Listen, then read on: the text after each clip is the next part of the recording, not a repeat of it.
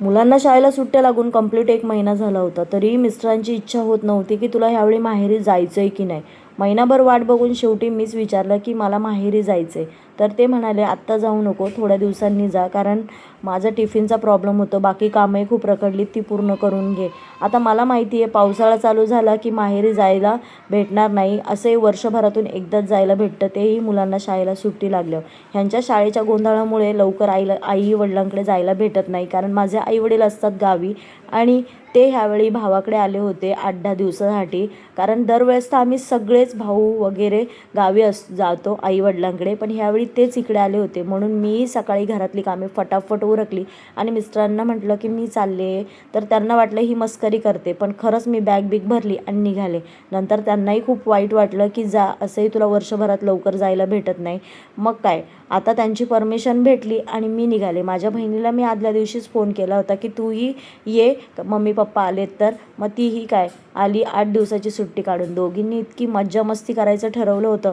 माहेरी जायचं म्हटलं का प्लॅनिंग आधीच ठरलेला असतो, असं करायचं तसं करायचं. असंही माझ्या बहिणीबरोबर मला लवकर भेटायला भेटत नाही, कारण ती राहते पनवेलला आणि मी घाटकोपरला.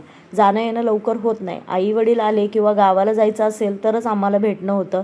मग काय खूप मज्जा मस्ती करायची, गप्पा मारायच्या, शॉपिंग करायचं आधीच ठरलं होतं. मुलांना घेऊन निघाले. मुलांचा गोंधळ एकीकडे चालू होता. त्यांना तर कुठेही न्या, घरी असो बाहेर असो, त्यांची मस्ती काही थांबत नाही. जाऊ दे, लहान मुलं आहेत ते मस्ती करणारच.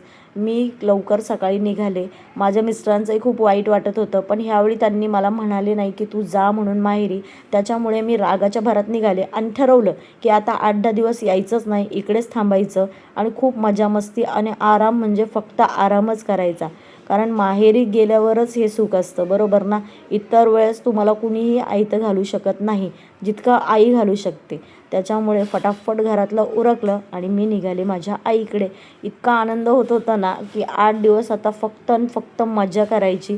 पण मुलांना संगती घेऊन जायचं म्हटलं ना की डोकं खराब व्हायची कामं असतात.